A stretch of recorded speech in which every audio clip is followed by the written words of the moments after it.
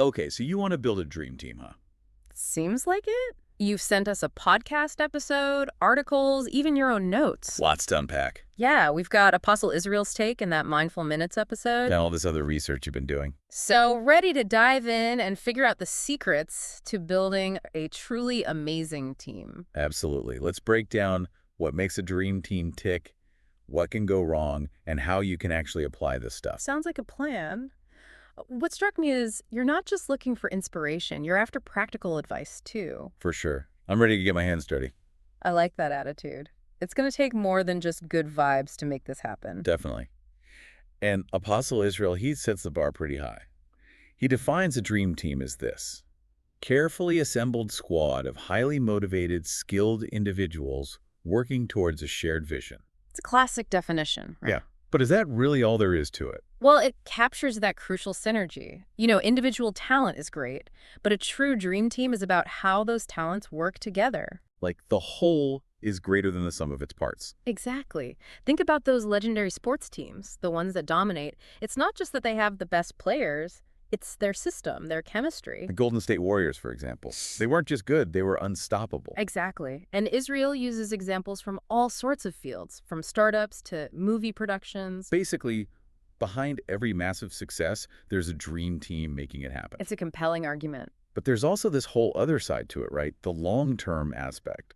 How do you actually keep that dream team energy going? The sustainability question. That's where your research comes in. Yeah, because my notes are full of struggles with exactly that.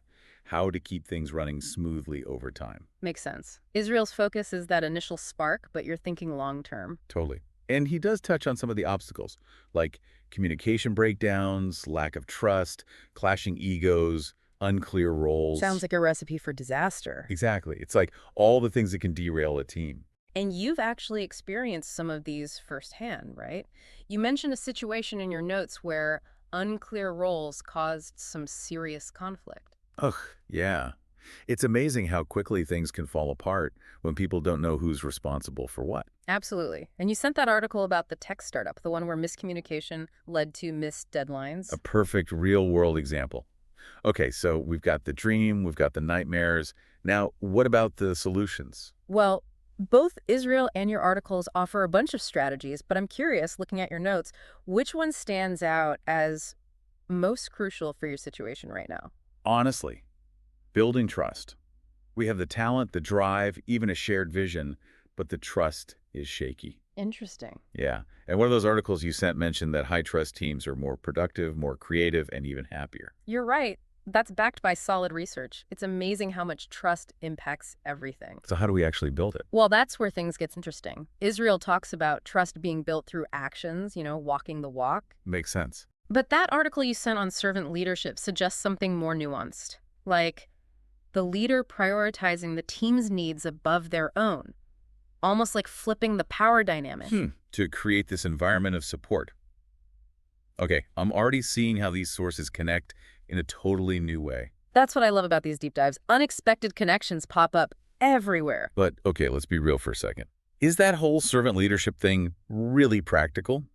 My notes also mention some, let's just say, strong personalities on this team. The clashing egos problem. Yep, that's the one. It's funny. I once worked with this brilliant designer who flat out refused to use version control software. Oh, no. It was like pulling teeth to get him to collaborate.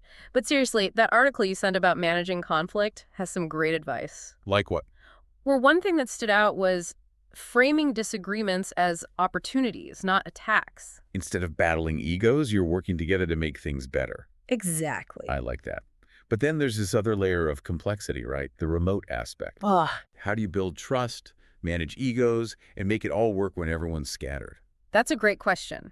You're thinking ahead, which is great, and it definitely adds a whole other layer of challenges. But remember that Team Flow article you sent? It might hold a clue. Team flow. Yeah, it talks about this state of hyper-focus and synergy that teams can achieve, even remotely, under the right conditions. So it's not just some mythical thing. It can actually happen in the real world, even when everyone's working from different places. That's what the article suggests. Okay, I'm intrigued. Let's unpack this team flow thing. What's the secret sauce? Well, it is a bit like finding the holy grail of teamwork. But the article lays out some specific ingredients. One that jumped out at me, especially given your notes about working remotely, is psychological safety. Okay, remind me, psychological safety is? It's that feeling of being able to speak up without fear of judgment, to take risks without being punished for it. Yeah. Imagine a brainstorming session where everyone feels totally comfortable throwing out even the craziest ideas, knowing they won't be shut down. Got it. That's psychological safety in action. And it makes sense that it'd be even more crucial for remote teams. It's so easy to misinterpret things when you're not face-to-face. Yeah, that's true.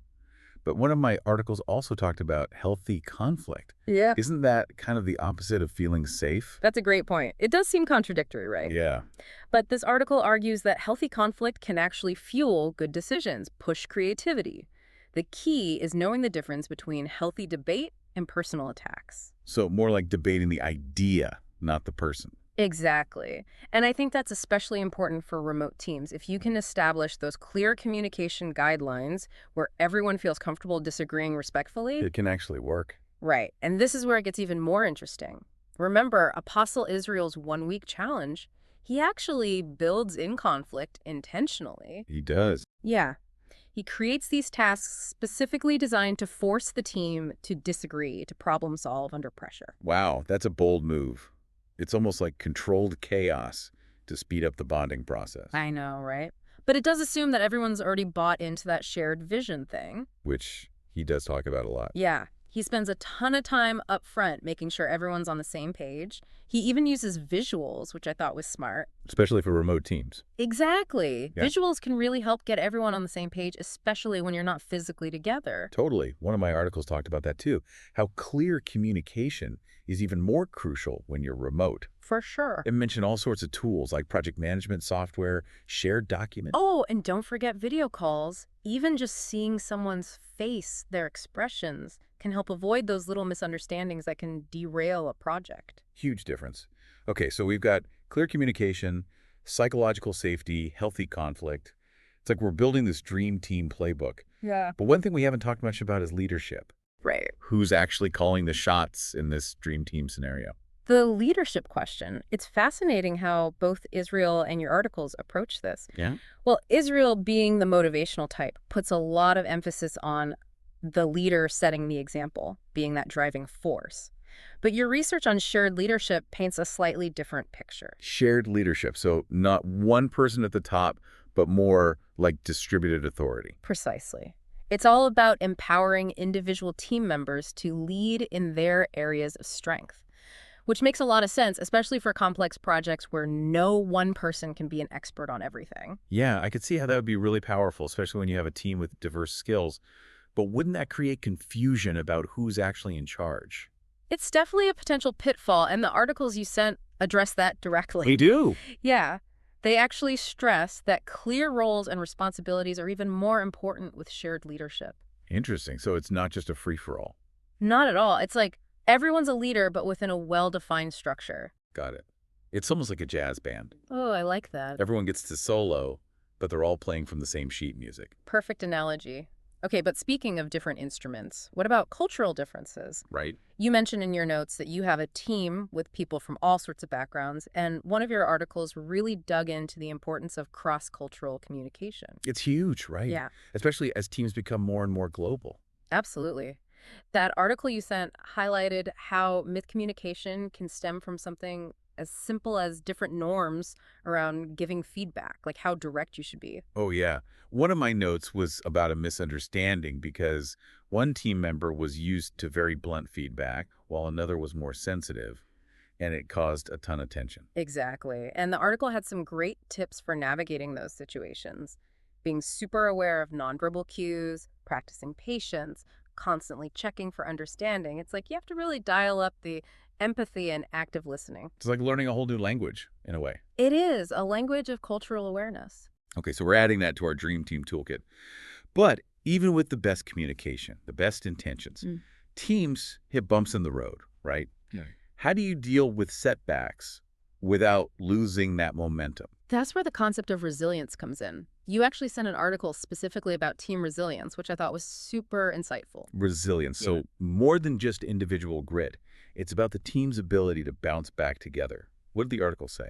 Well, it went beyond just the usual positive attitude stuff. It emphasized things like having strong social connections within the team, Mhm. actually liking the people you work with, and having a shared sense of purpose that keeps everyone going when things get tough. If you genuinely like your teammates and believe in what you're doing, you're more likely to weather the storms together. Exactly. But let's be realistic. Sometimes things just fall apart. What then? Yeah. Well, this is where Apostle Israel's challenge brings a really interesting perspective. Remember, he only has 1 week to build his dream team and achieve success. Crazy tight deadline. Right, so he actually builds in time for analysis and reflection throughout the process. Whoa. So not just a postmortem when things go wrong, but constantly checking in. Exactly. It allows for adjustments, course corrections before small issues become major blow-ups. And it really ties back to that idea of shared leadership. Everyone's responsible for noticing what's working, what's not, and speaking up.